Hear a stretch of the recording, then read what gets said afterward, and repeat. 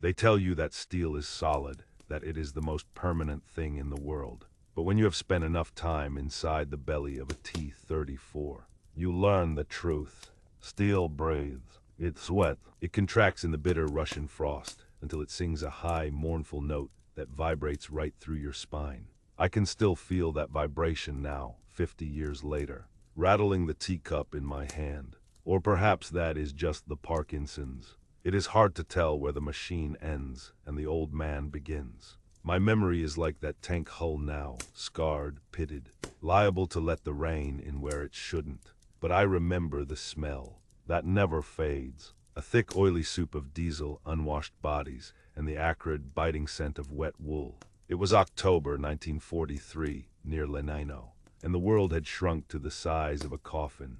I sat with my knees pulled up against my chest, the cold seeping through the metal floor plates and into the marrow of my bones. In Lodz, before the world went mad, I worked the floor of a textile factory. There was noise there, yes, a cacophony of shuttles and looms that could deafen a man by 30, but there was order. It was a symphony of predictable physics. A gear turned, a lever dropped. A shuttle flew. If a belt snapped, the line stopped.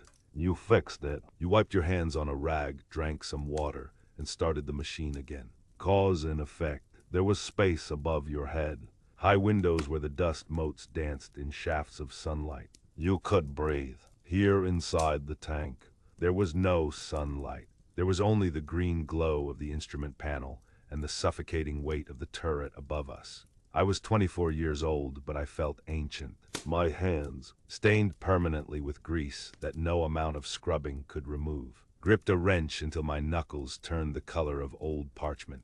I wasn't fixing anything. I was holding onto the tool because it was the only thing in that iron box that made sense to me. It was an anchor to the man I used to be, Stanislaw the worker, Stanislaw the fixer, not Stanislaw the soldier, waiting to die in a tin can on the way to liberate a homeland that felt more like a dream than a place. The fear wasn't about the Germans. It wasn't about the bullets or the shells.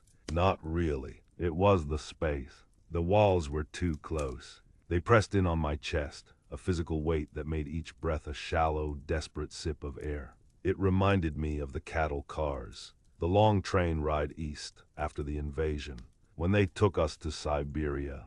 My sister, she didn't make it to the camps, but the rest of us, we spent weeks in those wooden boxes, packed so tight you couldn't fall if you fainted. The smell of human waste and fear. The darkness, that was where the claustrophobia was born, in the rattling dark of a Soviet train. Now the Soviets had given me a tank to fight the Germans, and the irony was a bitter pill stuck in my throat. I had traded a wooden box for a steel one. My eyes kept darting to the driver's hatch, just a slab of heavy metal, held shut by a simple latch mechanism. I knew how it worked. I knew the tensile strength of the hinge pin, the viscosity of the grease on the locking arm. I knew it, and yet I didn't trust it. I reached out, my fingers trembling slightly, and touched the cold handle. Locked. Good. No, not good. If it's locked, we can't get out. But if it's open, the shrapnel gets in. I unlocked it, then locked it again.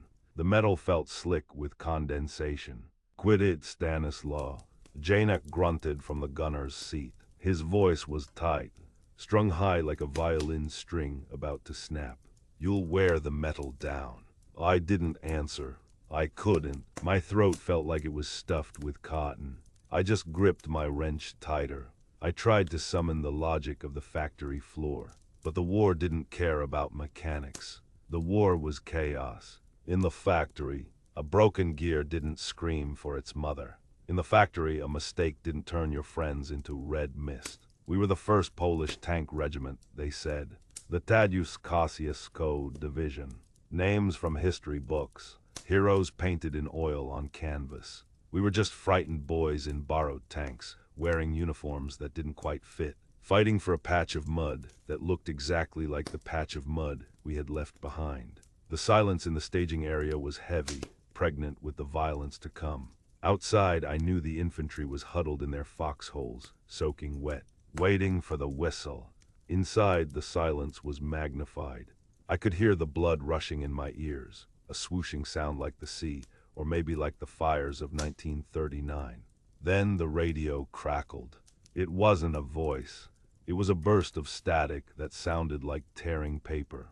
Then the order came, distorted and metallic, stripped of all humanity. Advance. The engine roared to life. It wasn't a clean start. The V12 diesel coughed, a wet, hacking sound, before catching with a deep, shuddering thrum that shook the fillings in my teeth. I knew that sound. I knew the number 3 cylinder was running slightly rich. I could hear the subtle irregularity in the combustion cycle. It was a comforting flaw. A perfect engine is a myth.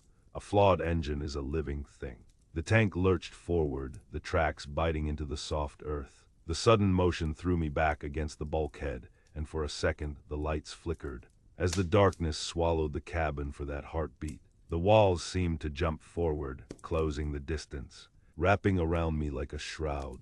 We were moving. The ordinary world of waiting was gone. We were crossing into something else. The marshlands of Lenino were not designed for tanks. The ground was a sponge, soaked with autumn rains and the overflow of the Mireja River.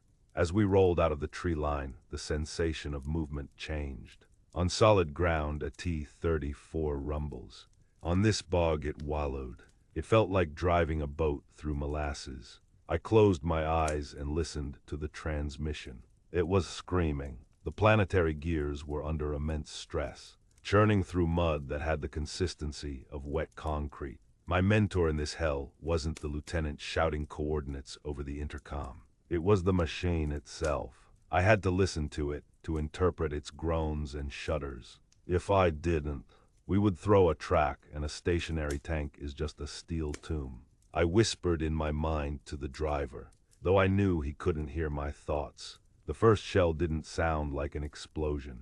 It sounded like the sky tearing open. The pressure wave hit us before the sound, a massive, invisible hand slapping the side of the hull. Then came the noise, a dull, flat concussion that vibrated the floor plates under my boots. We were buttoned up, viewing the world through periscopes that offered only a narrow, distorted slice of reality. Through the slit I saw geysers of black earth erupting to our left. The Germans were awake. Hard right, the commander screamed, his voice cracking. The tank slewed sideways, the track spinning frantically for purchase. We were sliding, not driving. I felt the rear of the tank dip dangerously low. The mud was swallowing us. I looked at the tachometer. The needle was bouncing into the red. The engine was overheating, struggling to breathe in the thick, smoke-choked air. To our right, barely 50 meters away, another T-34, number 214, boys from Warsaw, took a direct hit. It didn't explode like in the cinema. There was no slow-motion fireball. One moment it was a tank. The next, the turret was spinning through the air like a tossed coin, and the hull was a fountain of sparks and black smoke. I didn't look away. I couldn't. It was a vision of my own future. That was the physics of the battlefield. Mass times acceleration equals death. No amount of wrench turning could fix a hole blown through 3 inches of hardened steel. My breath came in short, jagged gasps. The air inside the cabin was souring rapidly, filling with the fumes of cordite and the exhaust of the straining engine. The claustrophobia was a rising tide, clawing at my throat. I wanted to open the hatch. Every instinct in my body screamed at me to throw the latch and push my head into the cool, wet air, but I stayed. I gripped the wrench until my hand cramped. I told myself, we were pushing toward the river, but the river was a killing zone. The German anti-tank guns were dug in on the heights, invisible predators waiting for the herd to slow down. And we were slowing down. The mud was winning. I could feel the tracks slipping, the engine pitch rising to a desperate whine as the driver floored the accelerator. We weren't moving forward anymore. We were digging our own grave. We're bogging down, the driver yelled. She won't grip, keep moving. Don't stop, the commander roared back. But physics is a tyrant. The tank shuddered violently and settled into the mire with a heavy, final squelch. We were stuck, a 30-ton sitting duck in the middle of a shooting gallery. The sudden lack of motion was terrifying. When you are moving, you feel like you have a chance. When you stop, you are just waiting for the hammer to fall. I looked at the crew. Janik's face was a pale mask of sweat and grime, his eyes wide and unseeing. The loader was muttering a prayer, the same words over and over. A broken record of desperation. We were all trapped in the box together, waiting for the end. I reached out to touch the transmission casing. It was hot, radiating a feverish heat. I thought a delirious, irrational hope. It was madness. Outside was a storm of steel. Then the world ended. It wasn't a sound. It was a physical blow, as if God himself had struck the side of the tank with a sledgehammer. The universe inside the hull dissolved into a blinding shower of sparks and a force that lifted me out of my seat and slammed me against the bulkhead. My ears rang with a high, piercing whistle that drowned out all other thought. The lights died. For a moment there was only the ringing and the darkness. Then I heard it. The engine. It wasn't roaring anymore. It gave a final, choked gasp, a wet, grinding death rattle, and fell silent. Silent, the most terrifying sound in war. Then came the smell. Not the diesel, not the sweat. Burning rubber, melting wire, and something sweeter, sharper. I looked toward the rear of the compartment. In the gloom, illuminated by a small fire that had started near the electrical box, I saw it. A thin, gray tendril of smoke was snaking its way from the engine block, curling through the air like a living thing, searching for us. The air grew instantly hotter. The latch. I had to get to the latch, but my legs wouldn't move. The box was closing in. The fire was here. The ordinary world was 1,000,000 miles away, and I was buried in the steel. The smoke isn't just smoke. It is a physical weight, a gray hand pressing against my throat, forcing its way into my lungs. I try to inhale, but the air is solid. It tastes of sulfur, burning plastic, and the copper tang of my own terror. My chest spasms. The fear is no longer a thought. It is a cold spike driven through my gut. I need out. I claw at the hatch above me, my fingernails scraping against the painted steel. Locked, jammed tight. The kinetic impact that killed the engine must have warped the turret ring. It won't budge. Panic rises like bile, acidic and hot. The walls are shrinking. The steel is sweating heat, radiating it like an oven.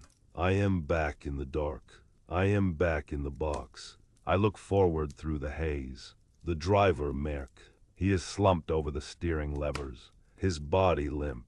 Blood mats his hair, dark and glistening in the flickering light of the electrical fire that has started near the radio.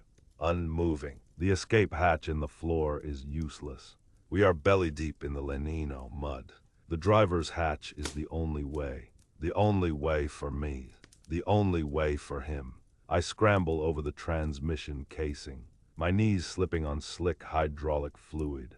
I kick at the locking lever of the forward hatch. It groans but holds. I shove with my shoulder, putting my entire weight against the mechanism. Pain shoots through my arm, a sharp jolt that momentarily clears the fog in my head.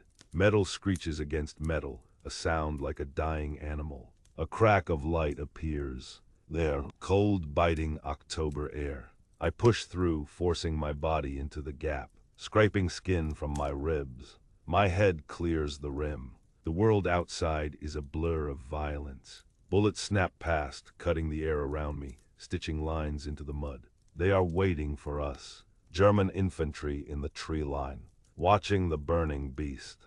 I duck instinctively. I can see the ditch.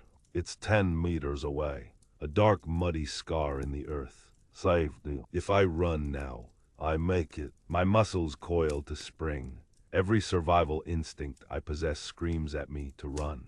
The fire behind me is roaring now, a beast waking up, consuming the oxygen. I look down into the hull.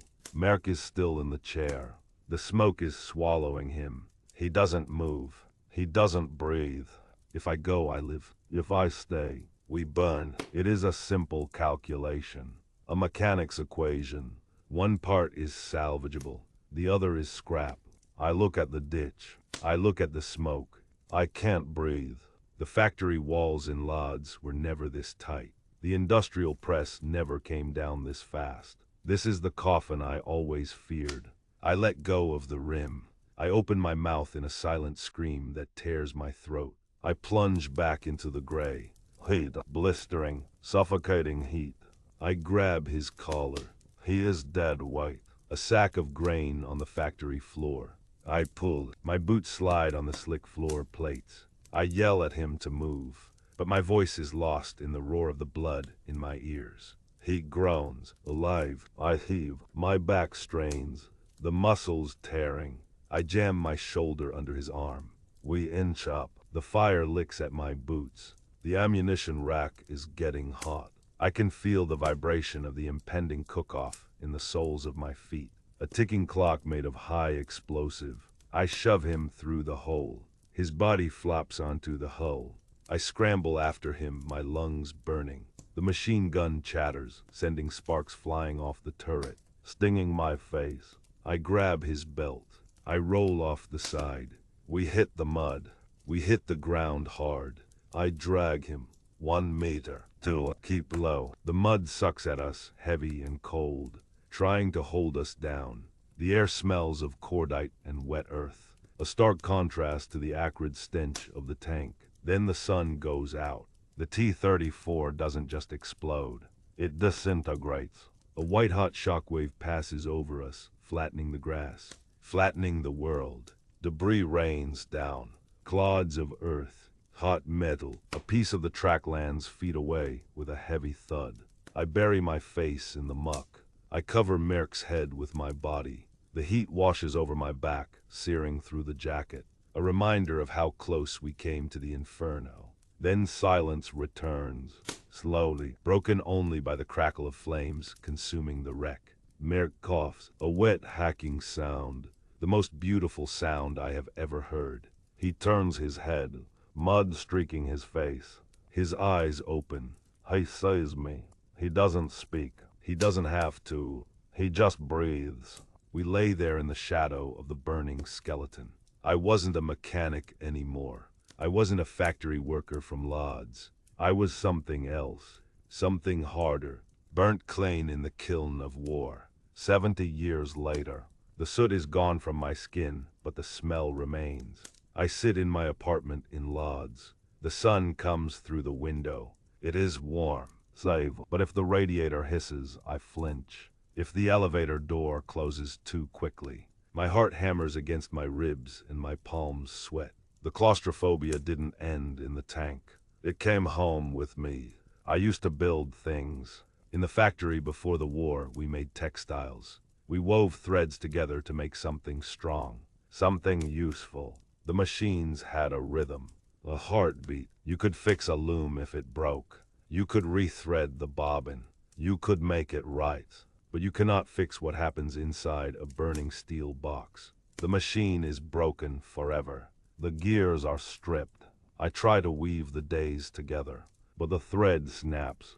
I am always back there, in the dark, with the heat rising, with the choice between life and loyalty. They tell you about fighting for your country. They give you medals. They talk about patriotism and flags and the great sweep of history. But in the fire, there is no country. There is no flag. There is only the man next to you, the man whose blood is on your hands. And you realize with a clarity that hurts, that you are not willing to let him die. That is the only truth in war, and it is the only thing worth bringing home. This memory is a shard of glass I carry.